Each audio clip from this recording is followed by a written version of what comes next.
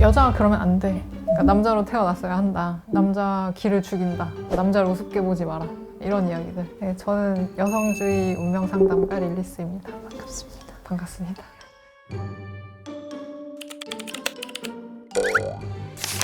신년이 되니까 사람들이 사주를 많이 볼 텐데 저도 사주를 좋아하는 편이거든요. 근데 사주를 보러 가면은 무슨 결혼을 해라, 뭐 하지 말아라, 남자로 태어났어야 되는 사주다, 약간 이런 식으로 얘기를 하시더라고요. 그 이수연 PD님 사주를 입력을 해가지고 네, 봤어요. 근데 사실 보고 와우 딱 이랬어요. 네, 왜냐면 여자가 사주 상담 받으러 가서 뭔가 안 좋은 이야기를 들을 수 있는 모든 조건을 다 갖추셨어요. 그쵸? 네, 거의 총 집합체 느낌? 무관, 무죄, 식상다자, 인성고립, 비겁발달, 관고, 도화살, 백호대살 이렇게 8가지 해당되더라고요. 제가 이걸 보면서 아 이분은 찐이다 이러고 뭐 어디 가서도 좋은 얘기 듣기 좀 어려울 것 같아요. 제가 실제로 들었던 얘기를 잠깐 말씀드리면은 결혼을 꼭 해라라고 말씀하시면서 하는 말이 비옥한 토양이래요. 비옥한 토양인데 제가 타고난 나무는 너무 작아서 제 나무는 제 땅에서 별로 못 크고 남편 나무를 심어서 네 땅에서 남편 나무가 커지면은 그 나무 그늘 아래서 너의 나무가 클 수 있다라고 하시는 거예요. 그래서 결혼을 꼭 해서 남편 나무 아래서 커야 된다? 그 해석이 여태까지 PD님이 들으신 그 수많은 여성 혐오적인 해석 중에서 제일 헛소리 같아요. 나는 되게 커다란 땅이고 사실 땅이라기보다는 저는 태산이라고 보는 게 맞을 것 같아요. 네. 나는 막 태산인데 내 배우자의 글자는 땅속에 막 숨어있는 요만한 씨앗이에요. 근데 그 배우자를 그 씨앗을 키워서 내가 그 밑에서 숨어 살라고? 그거는 말이 안 되는 얘기거든요. 태산이 작은 나무 밑에 숨어 살 수 있나요? 그냥 차라리 하지 말라고 말하는 쪽이 더 나은 것 같아요. 맞춰주면서 살아라 라고 이야기를 하거든요. 변의 그늘 아래서 살아라? 이거는 거의 사고는 성향을 완전히 억제하고 살라는 얘기거든요. 그러니까 내가 나로서 사는 게 아니라 다른 여자로 살라는 얘기랑 똑같아요. 거의 억압 수준의 통변이라고 저는 생각을 하고 남자로 태어났어야 하는 사주다. 사실 남자로 태어났다고 해서 반드시 좋게만 볼 수는 없어요. 남자였으면 뭔가 훨씬 제멋대로 행동하면서 타인들하고 갈등이 더 많았겠죠. 여자라서 진짜 다행이다. 진짜 다행이다. 오히려 좋아. 오히려 다행이네. 내가 듣고 싶은 건 내 얘기인데 뭐 남편 얘기라든지 이런 것만 하니까 어느 한순간에는 사주 보러 가는 게 재미가 없었던 것 같아요. 여자분들이 사주를 보러 갔을 때 물어보지도 않은 어떤 결혼 얘기나 뭐 남편 이야기만 계속 한다는 거는 그거 자체가 이제 여자를 자기 인생의 주인공으로 보지 않는다는 뜻이에요. 여자는 자기 인생의 주인이 될 수 없고 그 여자의 주인은 남편인 거죠. 만약에 내가 자유민이 아니고 노예예요. 그러면 노예한테 자기의 운명이 더 중요하겠어요? 아니면 주인의 운명이 더 중요하겠어요? 내가 막 정승집 노비면 그래도 무슨 김첨진의 노비보다는 잘 먹고 잘 살 거 아니에요? 그러니까 그런 것처럼 그러니까 나 자체, 그 여성 자체보다는 남편이 더 뭐 잘 되거나 어떤 사람이냐가 중요하니까 여자분들이 사주를 보러 갔을 때 당사자에 대한 이야기를 하는 게 아니고 자꾸 남편에 대한 이야기를 하는 거죠. 아니 사람이 살다 보면 결혼 안 할 수도 있고 할 수도 있는 거고 이혼할 수도 있는 거지 뭐 그게 인생의 전부는 아니잖아요. 붙잡고 물어보고 싶어요. 왜 결혼 꼭 해야 돼요? 왜 이혼하면 왜 안 돼요? 친구가 사주를 볼 때 뭐 이혼을 할 수 있다, 결혼을 2번 한다 이러더니 좀 게이득? 옆에서 이랬거든요.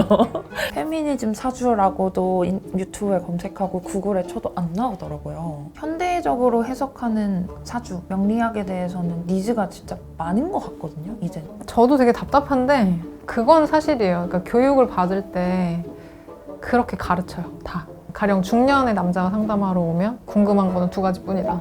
하나는 돈이고 하나는 불륜. 여자도 똑같이 2가지예요. 여자는 남편하고 자식. 어머니 세대만 해도 거의 다 결혼을 했었고 지금 20, 30대들은 또 그렇지 않잖아요. 그리고 그때는 또 여성들이 일을 하지 않는 것이 일반적인 사회였는데 지금은 또 그렇지 않죠. 예전에는 사주를 보는 사람들 사실 거의 남자였어요. 아, 보러 오는 사람들도요? 뭐 고서에 남아있는 기록들도 뭐 중국의 재상의 사주라든지 이런 식으로 어느 정도 신분이 높은 남성들의 사주가 기록으로 남아있을 뿐이고 그 당시에 가정주부의 사주를 누가 보겠어요. 가부장제의 역사가 1000년이고 명리학의 역사가 5000년이니까 그럴 수밖에 없겠죠. 이제 저처럼 공부를 하면서 좀 이거 좀 뭔가 문제가 있다. 많이 이상하다. 이건 바뀌어야 된다. 이제 이렇게 생각하는 사람이 많진 않은 것 같아요. 성차별이 없는 사회에서 살고 있다고 하면 이렇게 남성과 여성의 사주에 대해서 완전히 다른 식의 해석을 하는 것 자체가 있을 수 없는 일이거든요. 사회가 차별적이라는 걸 인정하고 그걸 토대로 세워진 학문인 거죠.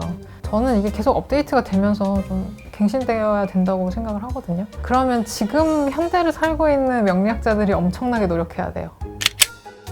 그리고 막 유튜브 찾아보면은 썸네임 제목에 사나운 팔자 여자 구분하는 법, 뭐 이 사주 여자 만나지 마세요, 이런 것도 기분 많더라고요. 나빠요. 그런 자극적인 게 팔리니까. 내 팔자가 세다고요? 거기서도 쓰긴 했는데 제가 명리학자로 이제 공부하고 활동하고 하면서 되게 불쾌한 이야기들이 많아요. 뭐 지하철이나 버스에서 화장을 고치는 여자는 틀림없이 무관사주다, 뭐 이런 이야기까지 막 하거든요. 결혼을 했는데 바람을 피운다든지 뭐 무단횡단을 한다든지 뭐 이런 것까지. 근데 다 말도 안 되는 얘기예요, 사실. 그런 사주를 가진 여자를 좀 부정적으로 보는 시각은 결국에는 그 기저에 남자가 중심이 되는 그런 시각을 깔고 이제 보기 때문에 그렇거든요.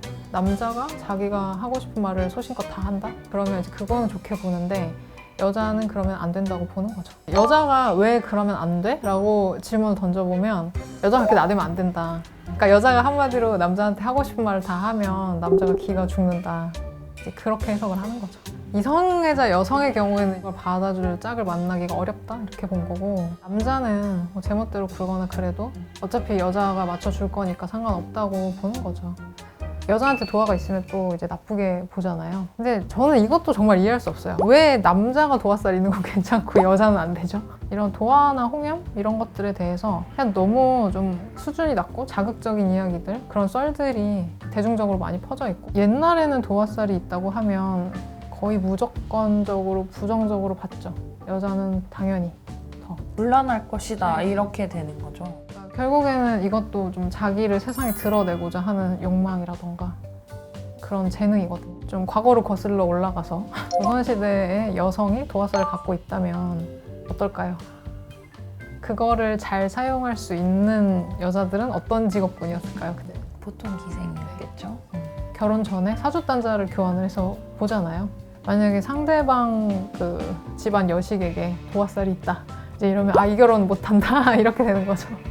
어차피 가정주부가 될 건데 나대고 싶어 한다고? 여자가? 이렇게 되는 거예요. 근데 이제 지금은 되게 축복받은 사이죠. 틱톡과 인스타그램이 범람하는 세상에 살고 있잖아요, 우리는. 인기나 좋아요가 돈으로 다 환산이 돼서 들어오고, 그러니까 일종의 능력이 됐잖아요. 도화살? 남자에 대한 얘기는 진짜 많이 나왔더라고요. 여자의 홍염살이나 도화살에 대한 언급이나 그거를 소재로 한 자극적인 이야기들이라던가 그런 것들은 너무 넘쳐나는데 남자를 대상으로 한 건 하나도 없어요.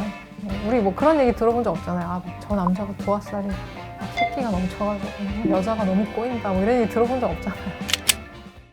일반 사람들이 이런 명리나 뭐 역술에 대해서 잘 모르고 접했을 때 뭐 어떤 충격적인 이야기들을 들으면 휘둘릴 수도 있거든요. 자기 중심을 좀 잡는 게 필요하다고 생각을 해요. 그냥 무조건적으로 듣기보다는 근데 이게 쉽진 않죠.